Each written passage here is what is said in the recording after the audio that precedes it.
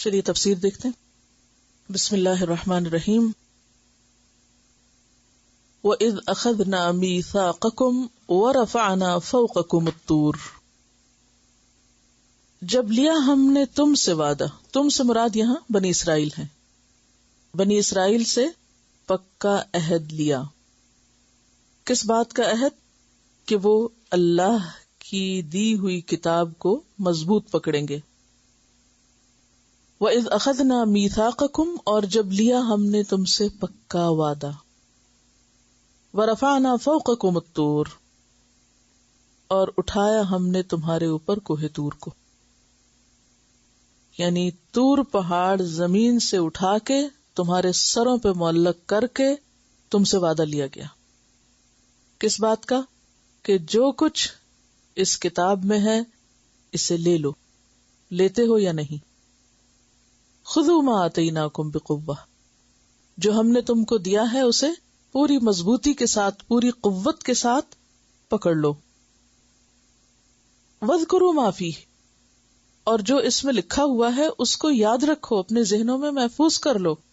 ایک دفعہ پڑھنے کے بعد یا ایک دفعہ لینے کے بعد پھر چھوڑ نہیں دو، بلکہ اسے اپنے ذہن میں حاضر رکھو. واذکروا کا کیا معنی ہوتا ہے؟ یاد رکھنا، ذہن میں حاضر رکھنا. اور مراد اس سے کیا ہے؟ کہ جو اللہ نے اتارا ہے اس کی پیروی کرو. دیکھیے کہ عمل کرنے کے لیے احکام کا صرف جاننا کافی نہیں ہوتا، بلکہ کیا ضروری ہوتا ہے کہ جب موقع آئے تو اللہ کا حکم بھی یاد آ جائے. مثلاً آپ کوئی کام کرنے جا رہے ہیں، ویسے آپ نے قرآن پڑھا ہوا ہے، لیکن جس وقت کام کرنے کا وقت ہے یا کوئی ڈیسیژن لینے کا وقت ہے اس وقت آپ کو اللہ کا حکم یاد ہی نہیں، تو کیا مانا ہے؟ چاہے آپ حافظ قرآن ہی کیوں نہ ہو. وذکروا کے کیا مانا ہے؟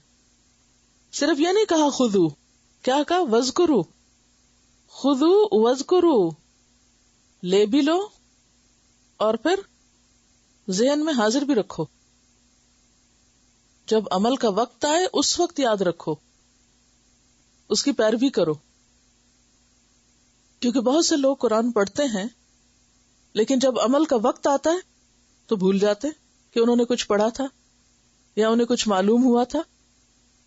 تو وَاذْكُرُوا مَا فِيهِ، جو اس کے اندر، ماں کا کیا مطلب ہے؟ جو بھی باتیں، عموم کے لیے ہے ماں، یہاں سب کچھ اس میں آ جاتا ہے. جو بھی اس میں ہے، یہ نہیں کہا کہ بعض حصہ لے لو یا جو پسند کا ہے لے لو. جو بھی اس میں ہے اسے لے لو اور مضبوطی سے پکڑ کے رکھو. لعلکم تتقون، تاکہ تم بچ سکو. جس سے کیا پتہ چلتا ہے کہ بچنا اسی وقت ممکن ہو سکتا ہے جب انسان اللہ کی کتاب میں جو کچھ دیا گیا ہے اس کو مضبوط پکڑ لے اور اس کو یاد رکھے. گویا تعلیم، تذکیر، کتاب کو پڑھتے رہنا تقوی کے حصول کا سب سے بڑا ذریعہ ہے، کیونکہ وہ یاد دہانی کراتی رہتی ہے نا. یعنی قرآن کا سیکھنا، قرآن کا سکھانا، قرآن کا سمجھنا، اس کو یاد رکھنا. تذکیر کا معنی وذکروا ہی سے ہے، یعنی اس کو یاد رکھنا. یہی وہ ذریعہ ہے جس سے انسان کو تقوی حاصل ہو سکتا ہے اور جس کے نتیجے میں انسان بچ سکتا ہے. تو گویا دوسرے لفظوں میں صرف پڑھ لینا کافی نہیں، صرف رٹ لینا کافی نہیں، صرف سمجھ لینا کافی نہیں، بلکہ ضرورت کے وقت اس کو یاد رکھنا بھی ضروری ہے. تو بنی اسرائیل کو جب اللہ تعالیٰ نے کتاب دی، تورات دی، اور انہوں نے اس کے احکام دیکھے تو کہا یہ تو بڑا مشکل ہے، یہ تو ہم نہیں کر سکتے. تو اس وقت کیا کہا گیا کہ کرو، کیے بغیر چھٹی نہیں. اب دیکھیے کہ اگر بنی اسرائیل سے یہ عہد لیا جا رہا ہے اور پہاڑ سر پہ معلق کر کے، تو ہمارے لیے کیا حکم ہے؟ ہم قرآن کو کیسے لیں؟ بس اسے دیکھ کر خوش ہوا کریں؟ نبی صلی اللہ علیہ وسلم نے کیا فرمایا کہ میں تمہارے بیچ میں 2 چیزیں چھوڑ کے جا رہا ہوں، اگر ان کو مضبوط پکڑو گے تو کبھی گمراہ نہ ہوگے. تو ہدایت پر قائم رہنے کے لیے بے حد ضروری ہے کہ انسان اس کو یاد رکھے، اس کو دہراتا رہے. اور یاد رکھنے کے لیے کیا ضروری ہے؟ دہراتے رہنا، اس کے ساتھ ایک تعلق قائم رکھنا. کیونکہ جس چیز کے ساتھ انسان کا تعلق قائم نہ رہے اس کو انسان بھول جاتا ہے، ہاں وہ زندگی میں کتنی بھی اہم ہو. اور یہ جو میثاق ہے جس کا یہاں پر ذکر کیا جا رہا ہے، اس کے بارے میں سورۃ الاعراف میں مزید تفصیل بھی آتی ہے. آیت نمبر 169 سے 171 تک.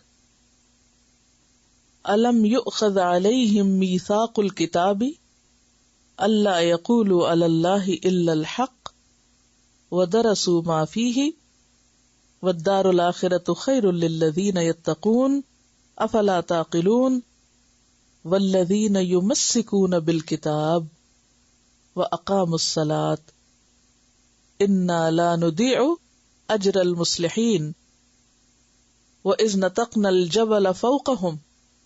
وہاں خاص طور پر پھر پہاڑی کے اٹھائے جانے کی بات آتی ہے. یعنی جو بات یہاں مختصراً کی گئی ہے وہ بات وضاحت کے ساتھ سورۃ الاعراف میں کی گئی ہے. اس سے یہ بات بھی پتہ چلتی ہے کہ قرآن کا بعض حصہ بعض کی تفسیر ہے، بعض حصہ بعض کو مزید واضح کرتا ہے، ایلیبوریٹ کرتا ہے. تو وَإِذْ نَتَقْنَا الْجَبَلَ فَوْقَهُمْ كَأَنَّهُ ظُلَّةٌ وَظَنُّوا أَنَّهُ وَاقِعٌ بِهِمْ خُذُوا مَا آتَيْنَاكُمْ بِقُوَّةٍ وَاذْكُرُوا مَا فِيهِ لَعَلَّكُمْ تَتَّقُونَ. اس کا معنی کیا ہے؟ کیا ان سے کتاب کے بارے میں میثاق نہیں لیا گیا؟ جیسے میں نے عرض کیا نا کہ میثاق تھا کیا، کس چیز کا وعدہ؟ اس کتاب کو مضبوط پکڑنے کا وعدہ. تو اس کی دلیل کیا ہے؟ سورۃ الاعراف کی یہی آیت. کیا ان سے کتاب کے بارے میں میثاق نہیں لیا گیا کہ اللہ کی طرف نہیں منسوب کریں گے مگر حق بات، اور انہوں نے اس کو اچھی طرح پڑھا جو اس میں ہے، یعنی جو کچھ کتاب میں لکھا ہے اس کو جانتے بھی ہیں. اور دار آخرت کی کامیابی ان لوگوں کے لیے بہتر ہے جو تقوی اختیار کریں. تو کیا تم سمجھتے نہیں ہو؟ اور جو لوگ کتاب کو مضبوطی کے ساتھ پکڑیں گے، والذین یمسکون بالکتاب، وہاں بقوہ آیا ہے، یہاں یمسکون کا لفظ آیا ہے، اور نماز قائم کریں گے تو ہم مصلحین کا اجر ضائع نہیں کریں گے.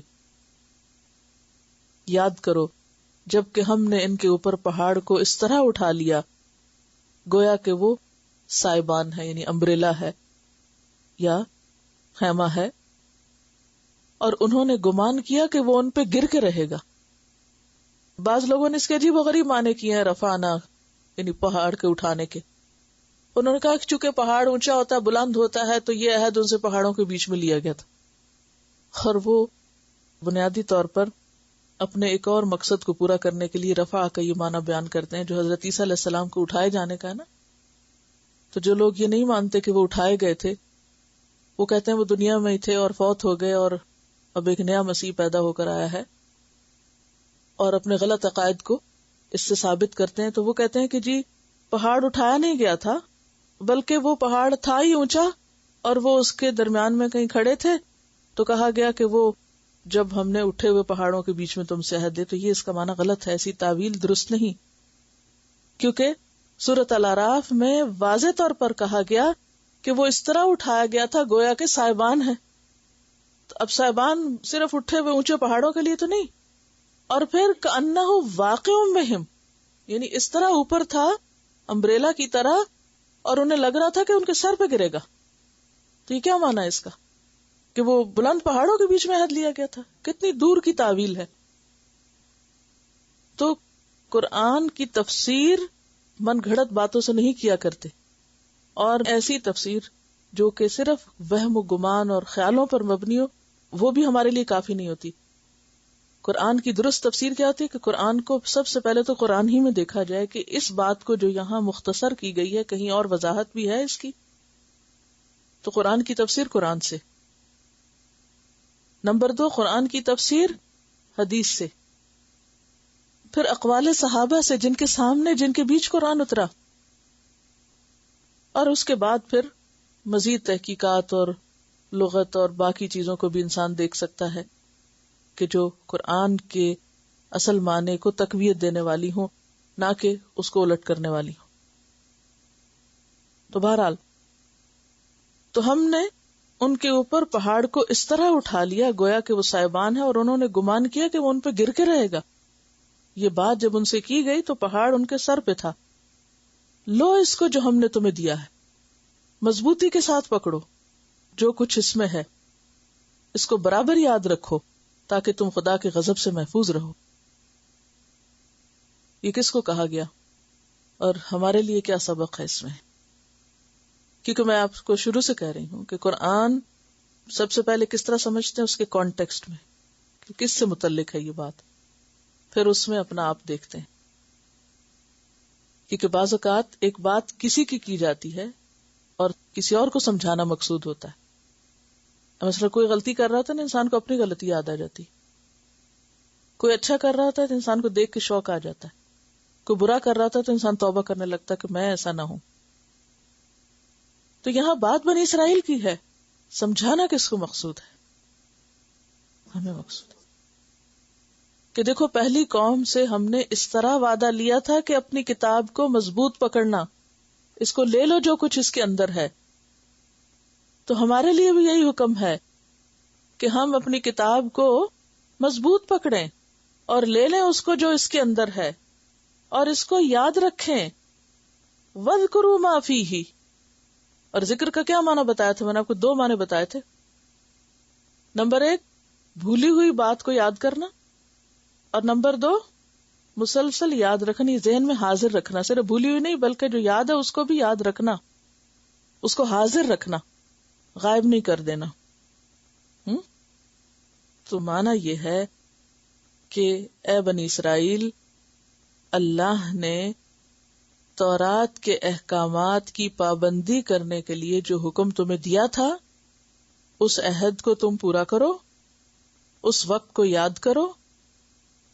اور ہم نے تم سے کہا تھا پہاڑ اٹھا کے تمہارے سر پہ کہ پکڑو اس کو، لے لو اس کو ورنہ گرے گا تم پر.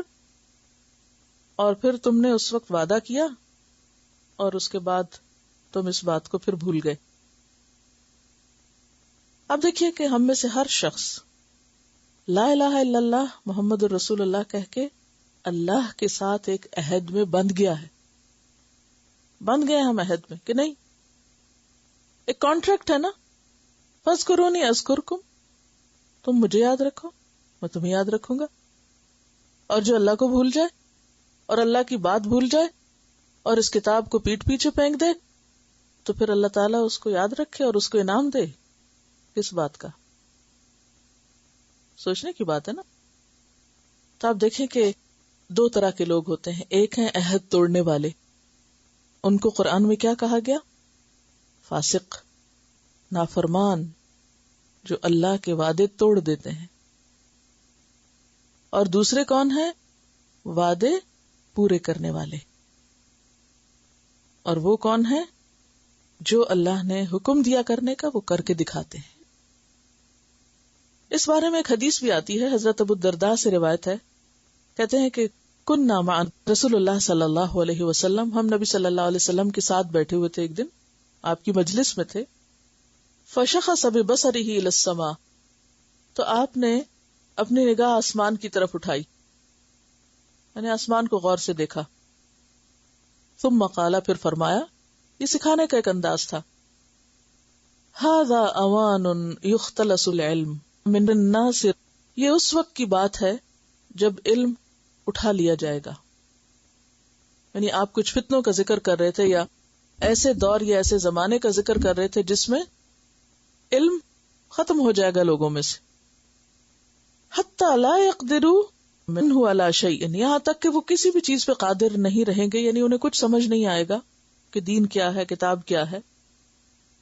فقال زیاد بن لبید الانصاری، تو زیاد بن لبید انصاری نے کہا، کیف یختلس منا، کیسے ہم سے اٹھا لیا جائے گا؟ یعنی مجھے سمجھ میں نہیں آیا کہ علم کیسے اٹھا لیا جائے گا.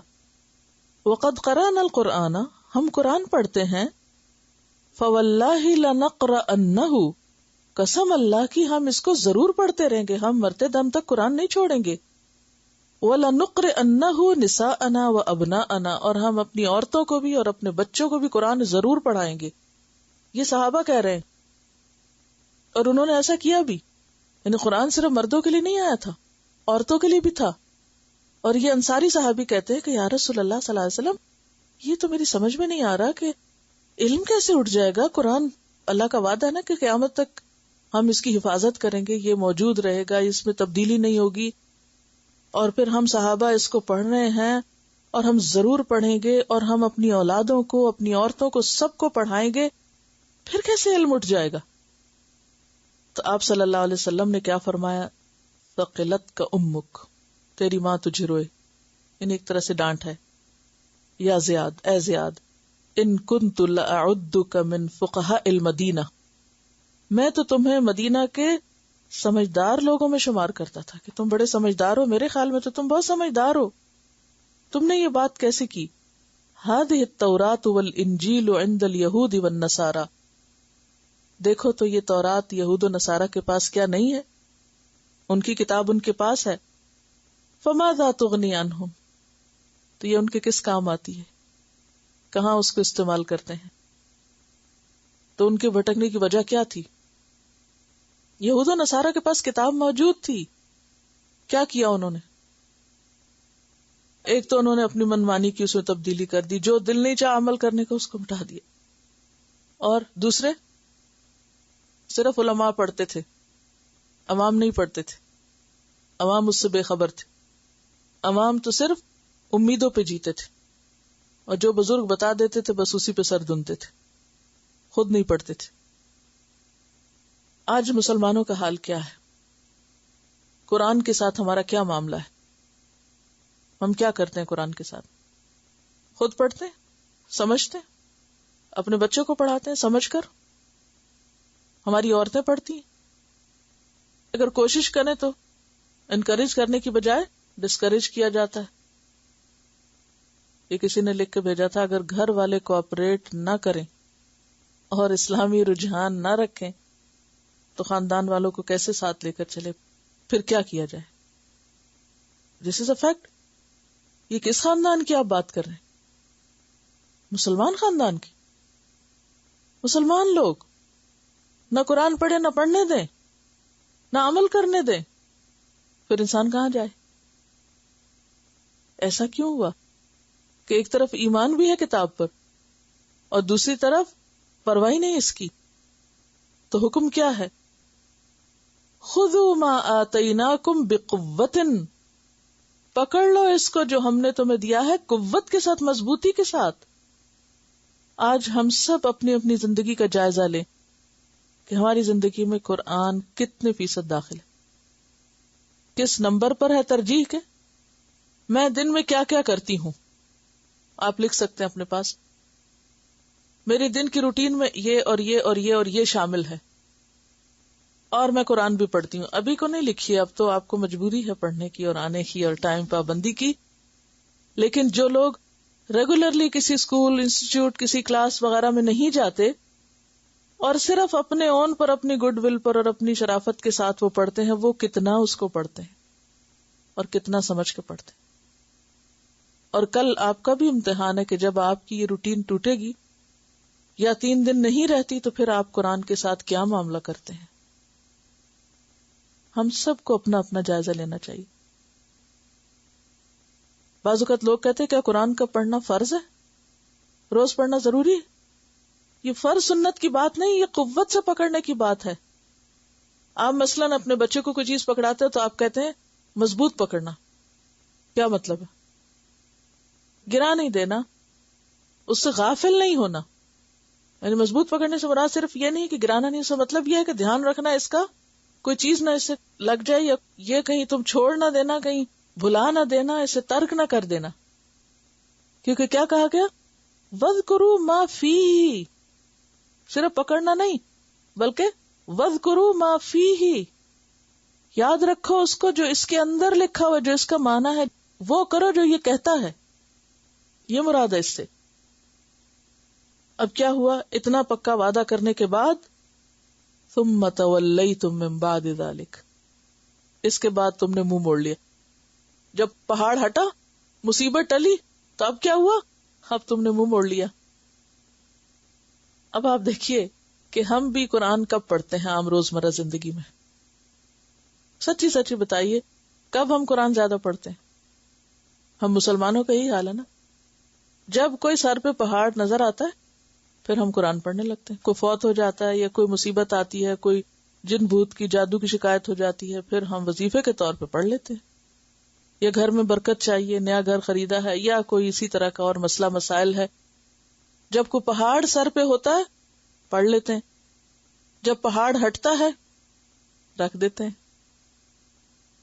تو یہ جو پہاڑ اٹھایا گیا تھا یہ دراصل سمبلائز کرتا ہے کس کو؟ کسی بڑی مصیبت کو جو سر پہ کھڑی ہو. اس وقت اس مصیبت کو ٹالنے کے لیے قرآن پڑھ لیتے ہیں. ہم سب خود بھی پڑھ لیتے ہیں، اوروں کو بھی بلا لیتے ہیں، لیکن سمجھنے کے لیے اوروں کو نہیں بلاتے. ثم تولیتم من بعد ذلک، پھر اس کے بعد تم نے منہ موڑ لیا. تولا کا معنی کیا لکھوایا؟ منہ پھیرنا اور بے رخی کرنا، اعراض برتنا، گویا کوئی جان پہچانی نہیں ہماری تمہاری. ہم نے تمہیں پڑھا تھا اس وقت جب ہم پر کوئی مصیبت آنے والی تھی، جب وہ ٹل گئی، وہ مسئلہ حل ہو گیا، وہ مشکل آسان ہو گئی. اب تم جانو اور ہم جانے، اپنا اپنا کام کریں. اب کون پڑھے گا اس کو؟ کوئی امتحان ہو، کوئی مسئلہ ہو، کوئی شادی نہ ہوتی ہو، اس وقت وظیفے کر لیں گے، اس کی کوئی آیت لے کے ہزاروں دفعہ پڑھ لیں گے. لیکن جب کام نکل گیا، مقصد پورا ہو گیا، تو پھر اس سے منہ موڑ لیا. ثم تولیتم من بعد ذلک فلولا فضل اللہ علیکم، پھر اگر نہ ہوتا فضل اللہ کا تم پر، ورحمتہ، اور اس کی رحمت، لکنتم من الخاسرین، تو ہو جاتے تم نقصان اٹھانے والوں میں سے. یعنی تمہارے اس رویے کو دیکھتے ہوئے، جانتے ہوئے بھی اللہ نے تمہیں مزید مہلت دی، تمہیں پکڑا نہیں. یہ نہیں کیا کہ پھر تم نے جب وعدہ خلافی کی تو دنیا میں ہی اٹھا کے پہاڑ تمہارے سر پہ مارے، تمہیں مزید مہلت دی. اللہ نے اپنا فضل، رحمت، احسان تم پر کیا. وَلَقَدْ عَلِمْتُمْ، اور البتہ تحقیق تم جان چکے. کن کو؟ الَّذِينَ اعْتَدَوْا مِنْكُمْ، ان لوگوں کو جنہوں نے تم میں سے زیادتی کی تھی. یہ سب نے نہیں کی تھی، ایک خاص بستی کے لوگوں نے یہ کام کیا تھا، ان کی طرف اشارہ ہے. یعنی بنی اسرائیل کے ایک خاص ٹرائب یا ایک خاص علاقے کے لوگوں کی طرف اشارہ ہے، جنہوں نے ہفتے کے روز کیا کیا؟ زیادتی کی. کیا زیادتی تھی ان کی؟ انہیں چونکہ بنی اسرائیل کو ہفتے کے دن کام کرنے سے روکا گیا تھا، تو سمندر کے کنارے ایک خاص بستی تھی جس کے لوگ اپنی آمدنی کے لیے مچھلیاں پکڑا کرتے تھے. یعنی اپنی گزر بسر کے لیے مچھلیاں پکڑنے کا کام کرتے تھے. اب یوں سمجھیے مچھیروں کی بستی جیسے کوئی ہوتی ہے. تو چونکہ انہیں ہفتے کے روز کوئی بھی کام کرنے سے منع کیا گیا تھا، تو انہوں نے کیا کیا؟ ایک ہیلا کیا، ایک چال چلی، اور چال چل کے ہیلا سازی کے ذریعے بظاہر ہفتے کو کام نہیں بھی کیا، لیکن مقصد پورا کر لیا، مچھلیاں پکڑ بھی لی. اور وہ کرتے کیا تھے کہ ہفتے سے پہلے یعنی جمعے کی شام کو جال لگا دیتے. ہفتے کے دن جال لگا رہتا، مچھلیاں خود ہی پھنستی رہتی اس میں، اور اتوار کی صبح کو جا کے سارا جال باہر نکال لیتے. اور اس طرح بظاہر وہ کیا کہتے؟ ہم نے تو ہفتے کے دن کوئی کام ہی نہیں کیا. تو اللہ تعالیٰ نے ان کے اس فعل کو کس سے تعبیر کیا؟ زیادتی سے. وَلَقَدْ عَلِمْتُمُ الَّذِينَ اعْتَدَوْا مِنْكُمْ، تم جانتے ہو ان لوگوں کو، بہت اچھی طرح تمہیں پتا ہے ان لوگوں کا جنہوں نے تم میں سے ہفتے کے دن زیادتی کی تھی. فَقُلْنَا لَهُمْ، تو ہم نے ان سے کہا، کیا کہا؟ کونو، ہو جاؤ. کیا؟ قردتن، بندر. ہو جاؤ سے مراد یا بن جاؤ. کیا بن جاؤ؟ بندر. خاسئین ذلیل ہونے والے، یعنی ہم نے ان کی شکلیں بگاڑ دیں، ان کو انسان سے بندر بنا دیا. کیوں؟ اس لیے کہ انہوں نے اللہ کے حکم کو بدلا تھا، تو اللہ نے ان کی شکل کو بدل دیا. پیچھے آپ ان کے بارے میں پڑھ چکے ہیں کہ یہ اللہ کے کلام کو بدل دیتے، الفاظ کو بدل دیتے، نعمتوں کو بدلنے کا مطالبہ کرتے، تو پھر بالآخر ان پر کیا سزا آئی کہ اللہ نے ان کی شکلیں بدل دیں، انسان کی بجائے یہ بندر دکھائی دیتے تھے. سورۃ الاعراف آیت 164 میں یہ واقعہ بھی مزید تفصیل سے بیان ہوا ہے. ارشاد باری تعالیٰ ہے وَاسْأَلْهُمْ عَنِ الْقَرْيَةِ الَّتِي كَانَتْ حَاضِرَةَ الْبَحْرِ إِذْ يَعْدُونَ فِي السَّبْتِ إِذْ تَأْتِيهِمْ حِيتَانُهُمْ يَوْمَ سَبْتِهِمْ شُرَّعًا وَيَوْمَ لَا يَسْبِتُونَ لَا تَأْتِيهِمْ كَذَلِكَ نَبْلُوهُمْ بِمَا كَانُوا يَفْسُقُونَ وَإِذْ قَالَتْ أُمَّةٌ مِّنْهُمْ لِمَ تَعِظُونَ قَوْمًا اللَّهُ مُهْلِكُهُمْ أَوْ مُعَذِّبُهُمْ عَذَابًا شَدِيدًا قَالُوا مَعْذِرَةً إِلَى رَبِّكُمْ وَلَعَلَّهُمْ يَتَّقُونَ فَلَمَّا نَسُوا مَا ذُكِّرُوا بِهِ أَنْجَيْنَا الَّذِينَ يَنْهَوْنَ عَنِ السُّوءِ وَأَخَذْنَا الَّذِينَ ظَلَمُوا بعذاب بئیس بما كانوا يفسقون فلما عتوا عما نهوا عنه قلنا لهم كونوا قردة خاسئین. اب آپ دیکھیے کہ قرآن کا بعض حصہ بعض کی وضاحت کرتا ہے. کیا معنی ہے اس کا؟ اور ذرا ان سے اس بستی کا حال بھی پوچھو جو سمندر کے کنارے واقع تھی. انہیں یاد دلاؤ وہ واقعہ کہ وہاں کے لوگ سبت کے دن احکام الہی کی خلاف ورزی کرتے تھے، اور یہ کہ مچھلیاں سبت ہی کے دن ابھر ابھر کر سطح پر ان کے سامنے آتی تھی. یعنی کیا مشکل تھی کہ جس دن انہیں مچھلیاں پکڑنے سے روکا گیا اسی دن مچھلیاں بھی اوپر زیادہ آتی تھی، تو اور آزمائش ہو گئی. اب انہوں نے سوچا کہ کوئی طریقہ ایسا کریں کہ جس سے ہم مچھلیاں بھی پکڑ لیں، اور جسے ہماری زبان میں عام طور پہ کیا کہتے ہیں کہ سانپ بھی مر جائے اور لاٹھی بھی نہ ٹوٹے، کہ بظاہر حکم کی خلاف ورزی بھی نظر نہ آئے اور مچھلیاں بھی آ جائیں. ابھی دیکھیں نا کیسی چال بازی کر رہے ہیں. تو انہوں نے پھر وہی طریقہ کیا جو پہلے بتایا گیا، اور بعض روایات میں آتا ہے کہ انہوں نے سمندر کے ارد گرد چھوٹے چھوٹے گڑھے کھود لیے کہ جس دن زیادہ اوپر سمندر آئے گا اور زیادہ مچھلیاں آئیں گی تو پانی کی لہریں دور تک آئیں گی. اب کیا ہوتا کہ جب پانی کی لہریں آتی تو ساتھ مچھلیاں بھی آ جاتی، پانی واپس جاتا تو مچھلیاں گڑھے میں گر چکی ہوتی تھی، اور پھر یہ لوگ اتوار کی صبح اٹھ کے پکڑ لیتے. اور سبت کے سوا باقی دنوں میں نہیں آتی تھی. یہ اس لیے ہوتا تھا کہ ہم ان کی نافرمانیوں کی وجہ سے ان کو آزمائش میں ڈال رہے تھے. یہ قرآن کا بیان ہے. اور انہیں یہ بھی یاد دلاؤ کہ جب ان میں سے ایک گروہ نے دوسرے گروہ سے کہا کہ تم ایسے لوگوں کو کیوں نصیحت کرتے ہو جنہیں اللہ ہلاک کرنے والا ہے یا سخت سزا دینے والا ہے، تو انہوں نے جواب دیا کہ ہم نے یہ سب کچھ تمہارے رب کے حضور اپنی معذرت پیش کرنے کے لیے کیا ہے، اور اس امید پر کرتے ہیں کہ شاید یہ لوگ اس نافرمانی سے پرہیز کرنے لگیں. آخر کار جب وہ ان ہدایات کو بالکل ہی بھلا بیٹھے، یعنی بالکل انہوں نے سوچنا ہی چھوڑ دیا کہ اللہ نے ہمیں کیا حکم دیا جو انہیں یاد کرائی گئی تھی، تو ہم نے ان لوگوں کو بچا لیا جو برائی سے روکتے تھے، اور باقی سب لوگوں کو جو ظالم تھے ان کی نافرمانیوں پر سخت عذاب میں پکڑ لیا. پھر جب وہ پوری سرکشی کے ساتھ وہی کام کیے چلے گئے جس سے انہیں روکا گیا تھا، تو ہم نے کہا بندر ہو جاؤ ذلیل اور خوار. تو اس سے کیا پتہ چلتا ہے کہ جب یہ قوم یہ کام کر رہی تھی تو اس وقت لوگ 3 حصوں میں بٹ گئے. یعنی یہ سارے لوگ 3 حصوں میں بٹ گئے. ایک وہ گروہ جو مچھلیاں پکڑتا تھا کھلم کھلا اور علل اعلان نافرمانی کر رہا تھا. دوسرا وہ جو انہیں پوری طرح روک رہا تھا، نہی عن المنکر کر رہا تھا. اور تیسرا وہ جو یہ کہتا تھا کہ تم کیوں نصیحت کرتے ہو ان کو، انہوں نے باز تو آنا نہیں، مت روکو، کرنے دو جو کرتے ہیں۔ تو اب جب عذاب آیا تو سب ظالموں کو عذاب نے دھر لیا، سب بندر بن گئے، صرف وہ بچے جنہوں نے کیا کیا تھا، جنہوں نے برائی کرنے سے روکا تھا۔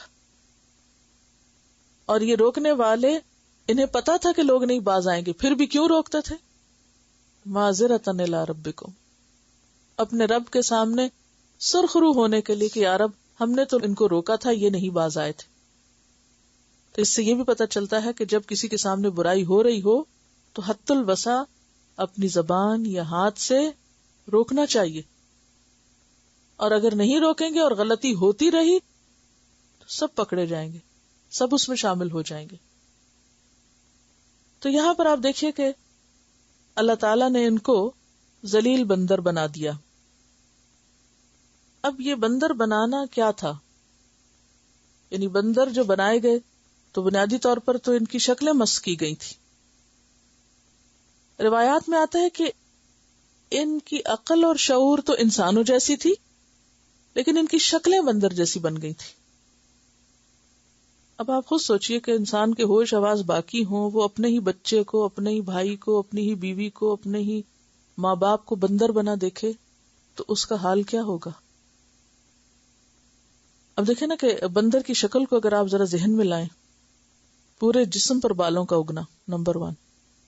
ہمارے منہ پر اگر ایک فالتو بال نظر آتا ہو تو ہمیں کتنی امبیرسمنٹ ہوتی، کہاں یہ کہ پورا جسم بالوں سے ڈھک جائے، یہ کتنی کبھی شکل ہو جائے انسان کی۔ پھر اسی طرح ناک کا چپٹا ہونا، آنکھوں کا چھوٹا چھوٹا ہونا، ہاتھوں کی شیپ کا بدل جانا، کہاں انسان سیدھا چلتا ہے اور کہاں بندر جو ہے وہ ہاتھوں پہ اور پاؤں پہ چل رہا ہوتا ہے۔ تو ان کی شکلیں بگاڑ دی گئی کیونکہ انہوں نے اللہ کا حکم بدلا تھا، اللہ کے حکم کے ساتھ مذاق کیا تھا۔ تو اس سے یہ پتہ چلتا ہے کہ دین کے حکم کو اپنی مرضی کے مطابق ڈھالنے کے لیے اس میں تبدیلی کرنا اور ہیلا سازی کرنا اور چال بازیاں کرنا، یہ دراصل اللہ کے ساتھ مقابلہ ہے، اور یہ کوئی معمولی چیز نہیں ہے، سخت ناپسندیدہ ہے۔ جیسے آپ نے دیکھا ہوگا کہ بعض لوگ دین کے واضح احکام کو ہیلوں بہانوں سے بدل دیتے ہیں۔ مثلا قل هو اللہ پڑھنے کا ثواب کتنا ہے؟ قل هو اللہ کے بارے میں آتا ہے کہ وہ ایک تہائی قرآن ہے۔ اب کئی لوگ قرآن پڑھنے کے بجائے کیا کرتے ہیں؟ 3 دفعہ قل هو اللہ پڑھ لیتے ہیں اور وہ کہتے ہیں ہم نے قرآن پڑھ لیا۔ یہ کیا ہے؟ کیا یہ بات جو سورۃ الاخلاص کو 1/3 قرآن کے برابر بتایا گیا، اس کا یہی مطلب تھا کہ وہ 3 دفعہ پھر قل هو اللہ پڑھنے سے قرآن پورا ہو جائے گا؟ اور کیا کرتے ہیں؟ اور بھی کئی ہیلا سازیاں ہیں کہ دین کے احکامات کو، اللہ کے حکم کو اپنی منمانی تفسیر کرنا اور اس کے منمانے مطلب نکالنا اور اس کو اپنی مرضی کے مطابق ڈھال لینا، بظاہر مرضی دل کی ماننا اور اوپر سے شو کیا کرنا کہ ہم کیا کر رہے ہیں، ہم دین پر عمل کر رہے ہیں۔ یا تو بھئی آپ کہہ دو کہ یہ دین نہیں ہے، ہماری مرضی ہے، تو ٹھیک ہے، لیکن اگر کوئی شخص مرضی اپنی کر رہا ہو اور نام اس کو دین کا دے رہا ہو تو یہ بدترین دھوکہ ہے۔ یخادعون اللہ والذین آمنوا وما یخدعون الا انفسهم۔ اسی طرح جب حجاب کی بات آتی ہے تو کہتے ہیں دل کا پردہ کافی ہے، آنکھ کا پردہ ہونا چاہیے، دل پہ پردہ ہونا چاہیے، حالانکہ قرآن پاک میں دلوں کے پردے اور آنکھ کے پردے کو غفلت کی علامت بتایا گیا ہے، اور اس سے پناہ مانگی گئی ہے کہ کسی کے دل پہ پردہ ہو۔ اور کیا کرتے ہیں؟ کچھ سنتوں کو بھی اسی طرح مذاق اڑاتے ہیں۔ عورت کو وراثت میں حصہ دینے کی بجائے کیا کرتے ہیں؟ جہیز دے دیتے ہیں، وہ کہتے ہیں بس ہو گیا، یہ بھی ایک چال بازی ہے۔ اور قربانی کے پیسے کو قربانی میں خرچ کرنے کی بجائے اور ایک سنت ابراہیمی کو جو کئی ہزار سال سے چلی آ رہی ہے اس کو ختم کر کے اپنی مرضی سے اس پیسے کا کوئی اور استعمال کرنا، سارا سال آپ کے پاس پیسے ہوتے ہیں، آپ جو چاہیں استعمال کریں، جب ایک خاص موقع پر خاص کام کے لیے استعمال کرنے کو کہا گیا تو آپ کو وہیں پر خرچ کرنا ہے. اور کوئی مثال سود کے بارے میں، جیسے قرآن میں آتا ہے کہ انما البیع مثل الربا، تجارت بھی تو ایسے ہی ہوتی ہے، جیسے تجارت میں پروفٹ ہوتا ہے اسی طرح یعنی سود میں پروفٹ آ رہا ہے، اس کو بھی پروفٹ نام دیا ہوا ہے. ہاں؟ تو دین میں اس طرح کی چال بازی کرنا، اللہ کے حکم کو بدل دینا یا اللہ کے حکم کی منمانی تفسیریں کرنا اور اس کو اپنی اسمارٹنس سمجھنا کہ ہم بہت عقل مند ہیں، یہ بے وقوفی کی علامت ہے. اور کوئی شخص اللہ کو دھوکہ نہیں دے سکتا. حدیث میں آتا ہے کہ جو شخص اس دین کا مقابلہ کرنے کی کوشش کرے گا، دین اس پر غالب آ کر رہے گا. جو شخص دین کو نیچا دکھانے کی کوشش کرے گا یا دین کے ساتھ جھگڑا کرنے کی کوشش کرے گا تو دین اس پر غالب آ جائے گا. کوئی شخص اللہ کو عاجز نہیں کر سکتا. وقتی طور پر ایسے لگتا ہے کہ ایسا کرنے والے بڑے کامیاب ہو گئے اور بہت سمجھدار اور ہوشیار لوگ ہیں وہ، لیکن کوئی بھی حقیقت میں اس میں کامیاب نہیں ہو سکتا، اور نہ ہی ایسے کسی عمل کے پیچھے پھر کوئی کامیابی ہے. اگر کوئی شخص دین بدل کے اپنی مرضی کا منمانا دین بنا کے اس پر چلے اور وہ یہ سمجھے اس کے پیچھے اجر ہے تو اس کا فائدہ بھی کچھ نہیں. حدیث میں آتا ہے، آپ صلی اللہ علیہ وسلم نے فرمایا، لا ترتکبوا مرتکبت الیہود فتستحلوا محارم اللہ بأدنى الحیل. ان چیزوں کا ارتکاب نہ کرو. لا ترتکبوا مرتکبت الیہود، جن کا ارتکاب یہود نے کیا تھا. انہوں نے اللہ کی حرام کی ہوئی چیزوں کو چھوٹے چھوٹے ہیلوں سے حلال کر لیا تھا. تو ہیلا بازی کہاں ہوتی ہے؟ جہاں اللہ کے کسی حکم سے بچ نکلنا مقصود ہو، کہ کرنا نہ پڑے. اب آپ دیکھیے کہ ان لوگوں کو دوسروں کے لیے عبرت بنا دیا گیا تھا. فرمایا فَجَعَلْنَاهَا نَكَالًا لِمَا بَيْنَ يَدَيْهَا وَمَا خَلْفَهَا. اس دور کے لوگوں کے لیے بھی یہ لوگ ایک عبرت کا نمونہ بن گئے اور بعد والوں کے لیے بھی نمونہ عبرت بنے. وَمَوْعِظَةً لِّلْمُتَّقِينَ، اور متقین کے لیے نصیحت. بعض لوگوں نے حضور صلی اللہ علیہ وسلم سے اپنے زمانے کے بندروں اور خنزیروں کے بارے میں پوچھا کہ کیا یہ وہی مسخ شدہ یہودی ہیں، یعنی ان کی نسل ہے؟ تو آپ نے فرمایا، جب اللہ تعالیٰ کسی قوم میں مسخ شکل کا عذاب نازل کرتا ہے تو ان کی نسل نہیں چلتی. پھر فرمایا کہ بندر اور خنزیر دنیا میں پہلے سے موجود ہیں، اس لیے یہ خیال غلط ہے کہ اگر کوئی یہ کہے کہ یہ جو آج بندر پائے جاتے ہیں یہ انہی مسخ شدہ بندروں کی نسل ہے، تو مسخ شدہ لوگوں کی نسل آگے نہیں چلتی، وہ وہیں ختم ہو جاتے ہیں. گویا موت سے پہلے ان کو ایک نمونہ عبرت بنانا مقصود ہوتا ہے. یہ صحیح مسلم کی روایت ہے جو ابھی میں نے آپ کو بتائی ہے. فَجَعَلْنَاهَا نَكَالًا، تو ہم نے ان کو نکال بنا دیا. نکال کا معنی عبرت بنا دیا. اور متقین کے لیے اس میں بڑی نصیحت ہے. اللہ سے ڈرنے والوں کے لیے اس میں بہت بڑا سبق ہے. جو خدا سے نہیں ڈرتے وہی ایسے کام کرتے ہیں، اور ان کے لیے اس میں کوئی سبق نہیں.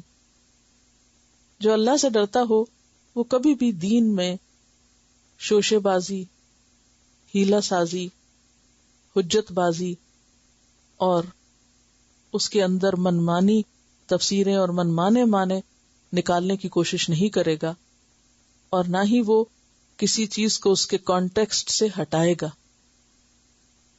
دیکھیے اللہ تعالیٰ نے قرآن پاک میں جب مثالیں دی تو کیا فرمایا؟ یضل بہ کثیرا ویہدی بہ کثیرا. اسی کلام کے ساتھ، انہی مثالوں کے ساتھ اللہ تعالیٰ بہت سے لوگوں کو گمراہ کر دیتا ہے اور بہت سے لوگوں کو ہدایت دے دیتا ہے.